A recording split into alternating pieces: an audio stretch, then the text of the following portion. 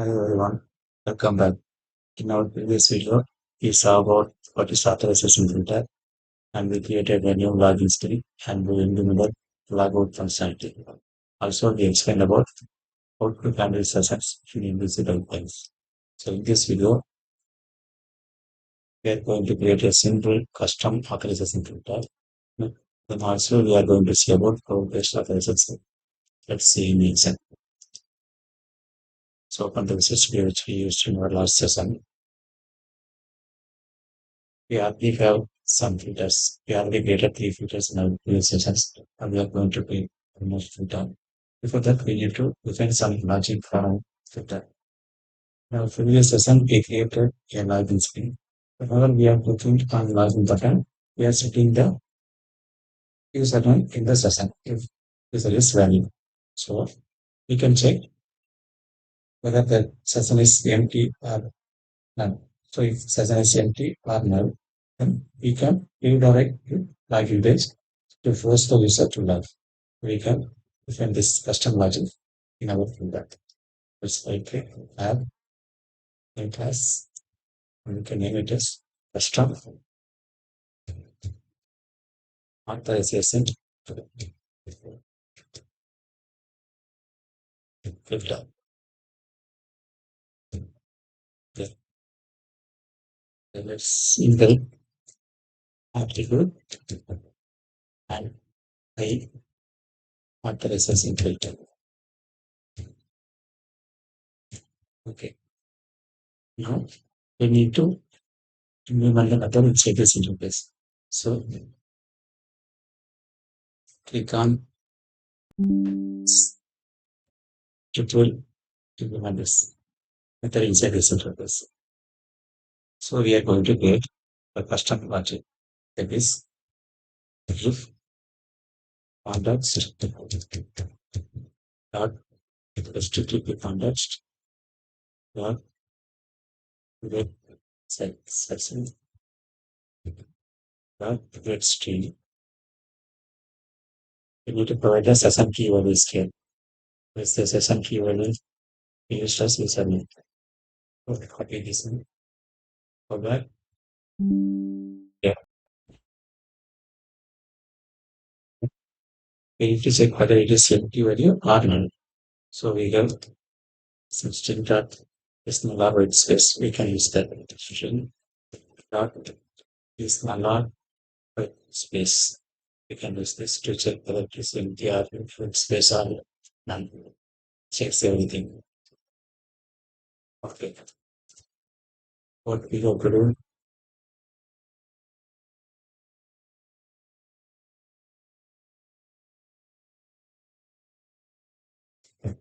context dot result button. New redirect about result. Inside that, we need to pass the control name as well as action. So new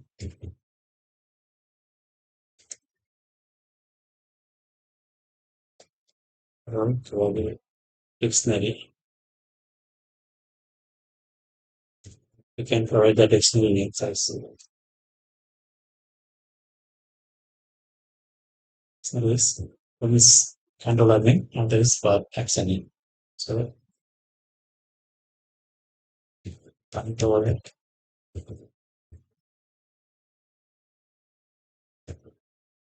is accounts controller. One more thing is action. It is login action.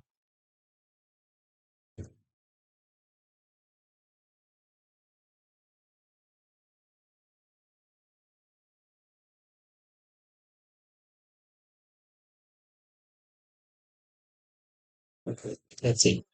We created a single custom authorization figure. Now we need to replace it in a control.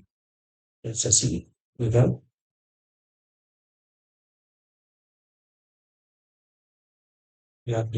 some kind of a name. Employee controller. So I'm copying this filter name and I'm going to employee controller, employee controller.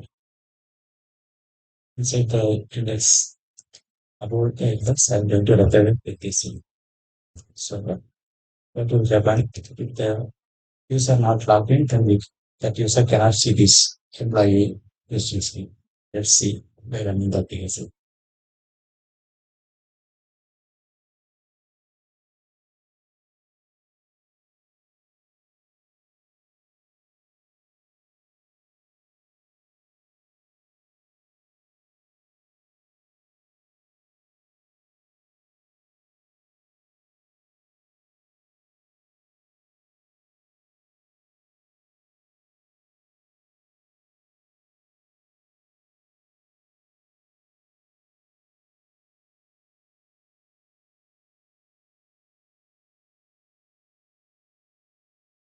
Now, user not logged in. In the time I'm trying to click on employee management. It not opens the employee screen. Instead, it redirect to login screen. That means that login employee detail is empty. So you can check by directly. Go to our website, click on this that click on here and click on employee management. On that time, this session will use empty. So it will direct to login screen. Now I am logging with a valid username password. Now I am clicking on employee management. Now session have some value, so it not goes to insert the if condition. It skip the if condition. So we are able to see it.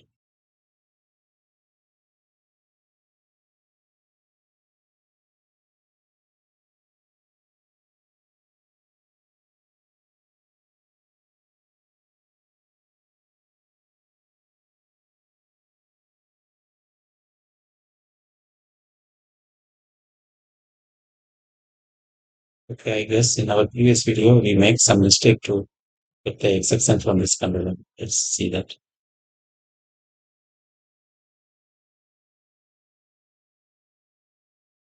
Yes, the correct database name is this one. In our previous session, to make custom exceptions, we need this one. So now we got up and I am running the application. So that is running the application, then we can run.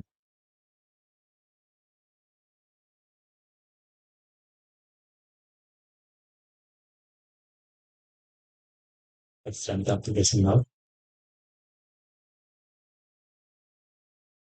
Okay. Without typing out to environment management, it will direct to login screen. Now I'm logging with a valid user. Just, just I'm clicking on employee management. It is session set, so it comes out condition. Yeah, now we are seeing that employee is speaking. So for custom exception filter works fine. But we can provide additional authorization providing role-based authorization. Let's define a scenario, then we can implement the code. See employee management, then any login user can see this employee management. But assume you have some secret screen. That screen only manager can see, not normal user cannot see. How to implement that screen? Yeah, we have privacy screen, right? Why is that privacy?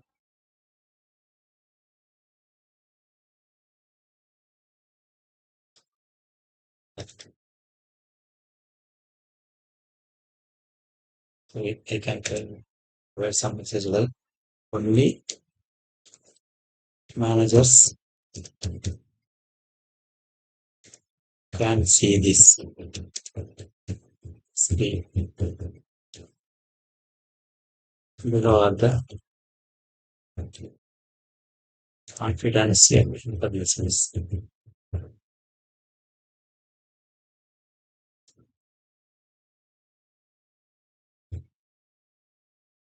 some information is there. Some confidential information is there. Okay. So I need to provide only, we have two users. One is test, that is normal user, and another one is admin user. So go to our employee controller, not employee controller, this accounts controller. Here you can define one more session key. We already defined two session, right? Same way, you can define one more key. If it is test, then role is user.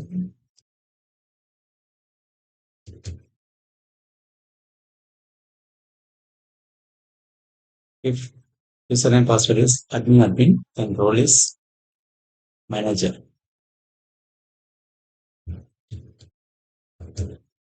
So now we are going to modify our custom exception, custom authorization filter. Go to our filter. Let's create from constructor bucket, CTO or tab.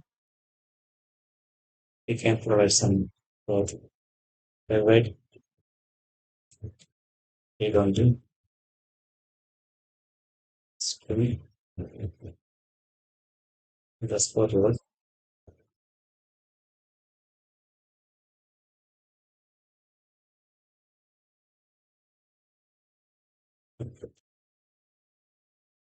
Now we are going to check if session of username is empty, then we are going to redirect. Now session of username is not empty, but role is not the given role. What will happen? We can check if else if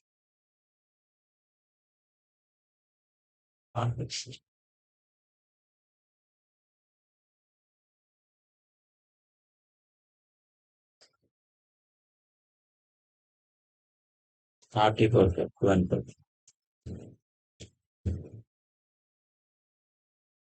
Yes, so not equal to one means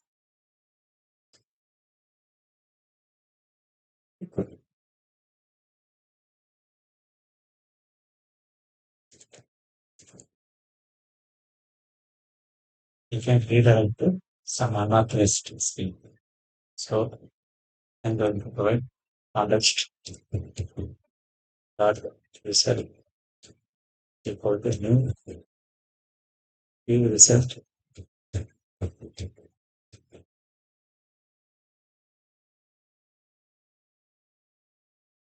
new name equal to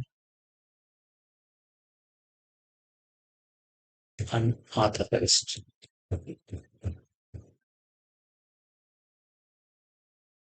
So definitely we need to create a view with this same name inside SAR folder. Copy this one, go to SAR folder, right click, add view, add. We can provide the name is unauthorized.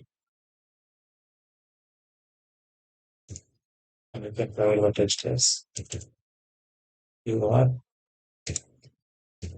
unauthorized to do this screen. Okay.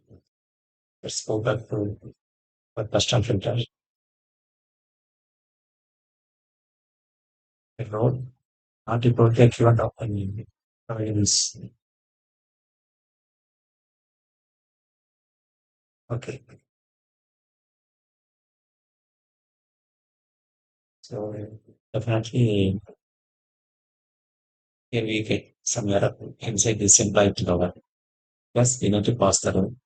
Here I'm passing empty string. So it may be anything. All users can access this key. But for privacy, put a phone controller. For the privacy, only manager can access this screen.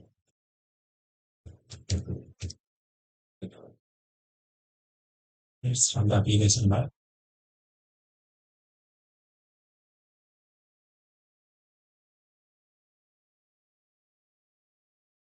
Click on login. I'm clicking on test.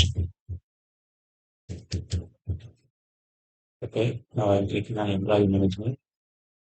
Once role equal to empty. So if role is empty, then we should not validate anything. We can we can pass that anything. So we can change this. Or,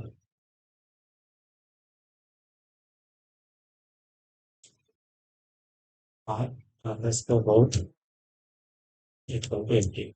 If role equal to empty,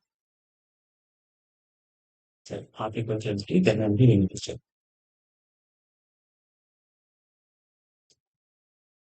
If role is not equal to empty, then only we need to check.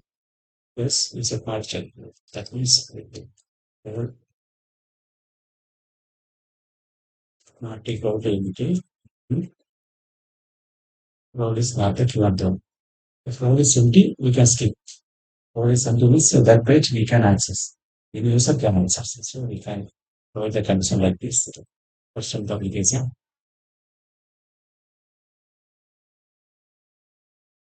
I think and migrant normal user. Looking on environment. Accessing code. So you can see as a normal user, you can see this privacy screen. But as a normal user, I am clicking privacy screen. Yeah, even role is manager, but the current user role is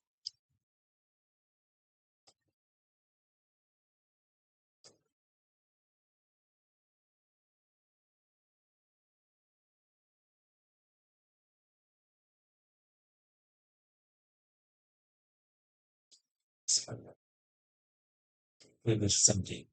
Role is manager, yeah, role is mistake. And to check role, the custom filter, we need to check the role instead of username. Okay, let's end the application.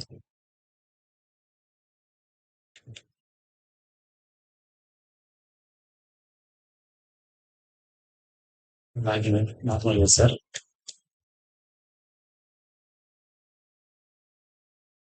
click on employee management. It will log as a normal user, you can see employee details. I click on privacy, we have session username, but role is not matched because we are passing the role. Manager only can access this thing. But current user's role is set not matched. So what we are going to do, we are going to rewrite this screen for unauthorized to use this screen. Now, just log in it and admin user. Now admin user, click on the as a normal user can see this screen, admin user also can see this screen. Now, admin user clicking on privacy. Now, session is not empty, okay. Also, role is matched with the given role. So, as a manager is admin user as a manager role, we can see this screen. That's it. This is the concept of role-based authorization. Yeah. Thanks for watching.